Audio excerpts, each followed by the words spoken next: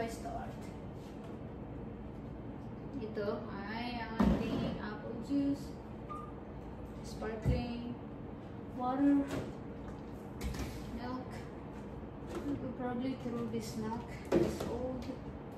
And my husband's pickled. Hello pickled. And this is currant water. I might throw that away soon. There is lemon. Mix na. Si Javi kasi mahilig yan mahilig yan tapon-tapon sa ref kahit anong itsura.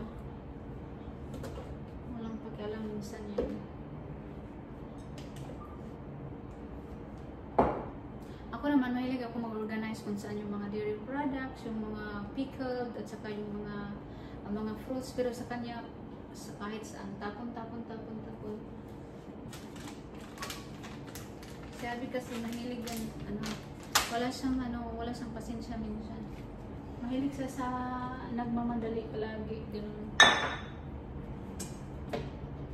Ito, mga chili. I don't know.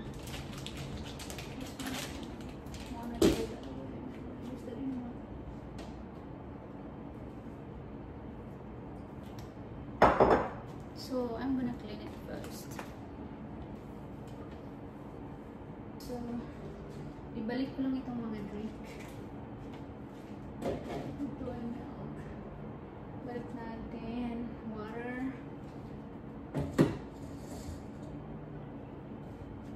Saka ito, heavy. June 24. June 24 to expire. Balik ko lang dyan.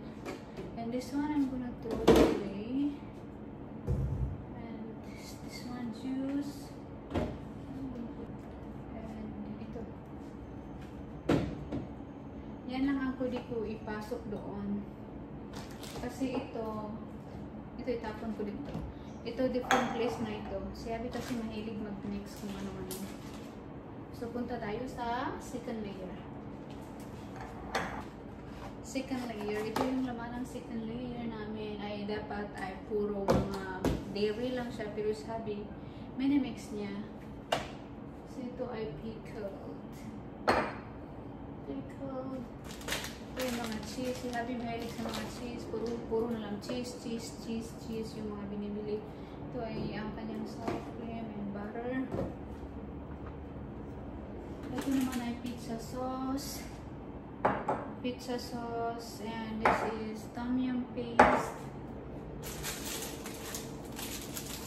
Ito yung cheese na binili ko, pero I don't like the taste. It's kind of I don't know. It's kind of sour. Kasi pag pregnant ka talaga, marami talaga mga pagkain na inayawan mo. So, I don't know if I keep this one or not, but I just keep it for a while. And ito naman ay ang aking prawns. Ito pag medyo bloated ako, yan ang nakain ko. And this is my husband's bread. Yan talagang hiligay namin. Mayonnaise. And another pickle. And another cheese. And this is mango chutney. Tom yum curry paste. My goodness. Ito ang aking shortening. Organic palm oil. Pero I don't like that. I'm not throw it away. And this chili paste that I made. Si Habi mahilig sa mga chili spice, mga spicy. So, minsan bumibili siya, minsan gumagawa ako ng sarili kong chili paste. Ito naman ay ang kanyang favorite ay pickled beets. Mahilig siya sa mga pickle. Ako naman gusto ko yung fresh. Ito ay puro mga jam.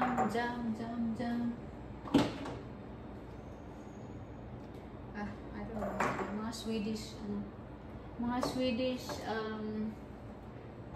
jam that I don't know. Dito ay lahat puro curry paste, curry paste. Curry paste. Yan ay ang second layer.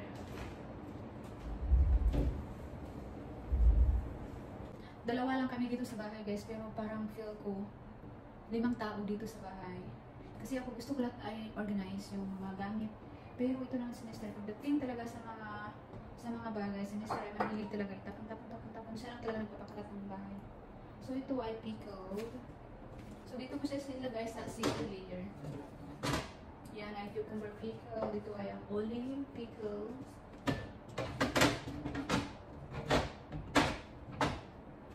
Tapos sasabihin sa akin na, oh, it's time to clean the fridge. It's too many things that I don't use. Ay, pero alam niya naman na hindi niya ginagamit. Pero, i-keep buying yung stuff. Tapos, ay ibalik ko doon ay yung mga paste.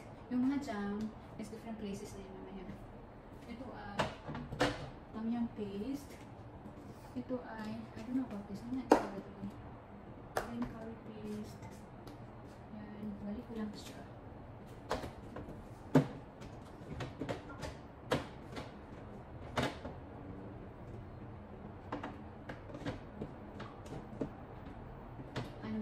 Sa ref pag matagal. Tapos that. Ayan, ito yung mga chili niya. Garlic paste. Okay, ito yung mayonnaise. Balik lang sa mayonnaise dito. Mayonnaise. Ito yung mga chili niya.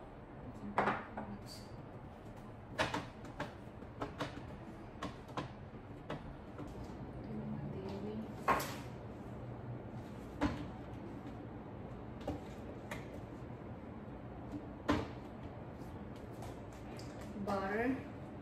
Just put the butter there. And ito ang kanyang mga cheese.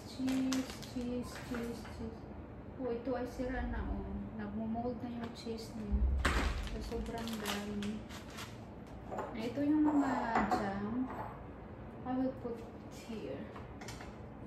Okay, tingnan nyo. Ito ay everywhere. Jam, tomato sauce, barbecue sauce. Ito ay kakaiba. I-close ko siya muna kasi namatay yung ilaw. Let's go back here. Okay, there we go. Dito na tayo sa mga fruits area. Dito muna ako sa third layer. Ito ay, dito pinalagay yung mga fruits. Ito yung window. Ito ay ang aking mandarin. Ito naman ay salad natin.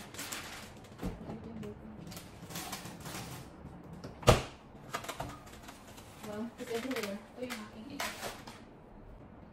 Ito ay pagkain namin. Kailangan ito yung itapon kasi more than 2 days na siya. And ito yung aking jilo na pinabili ko kay Harvey. Bumili siya ng marami. Pero nasobra ng dami. So it's time to throw this away. I mean, not only one actually, not all.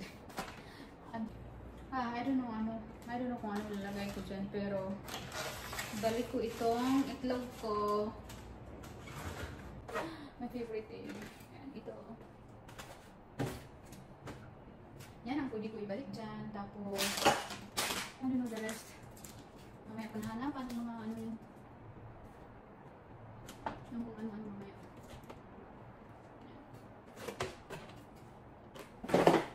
Itong orange. Nilabas ko lang muna dito para madali ko siya mahanapan ng space mamaya. Yeah. So here is my watermelon. This is watermelon. I have a lot of fruits. This is jerky. Ito yung yung donut ko na muffins. So I just put it back in. And my husband wanted me to do this on the left side. Kasi sobrang tagal na po ito. Pero I still love it. Nung January, February, March, April, May, hindi pa siya lang yung 55. Hindi pa natin. Pero, I don't know, I like it. Huwag itapon. Close na itapon. Ito ay aking cabbage. Ito naman po guys ang aking strawberry. Ito ang aking tofu. Gusto ko talaga yung tofu guys. Medyo bago ko siya for my soup. For my soup. I mean. yung paborito kong singkamas. So, kinakat ko lang siya into small pieces before I eat it. Kasi pag binalatan ko na siya, at saka yung galang sa fridge, madali siya masira. So, ito naman ang aking spinach.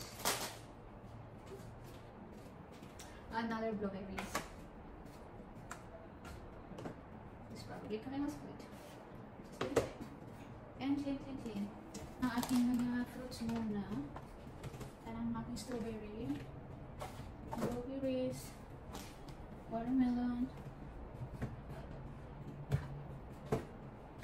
and saka ang aking singkamas, and our mango, and then yung cabbage ko. Guys, ito sa drawings. Marami kasi. Hindi masyadong maintindihan.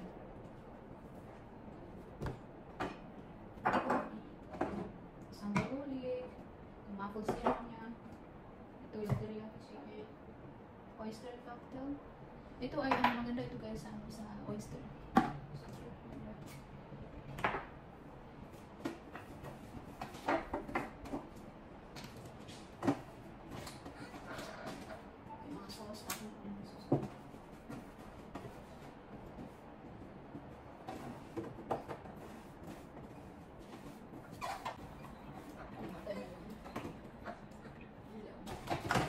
Ang ilalagay ko dito guys sa layer na to ay mga jam.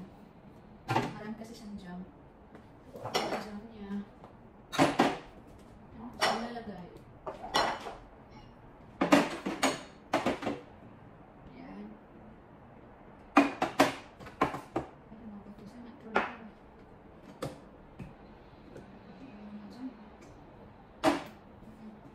Tapos ay maple syrup.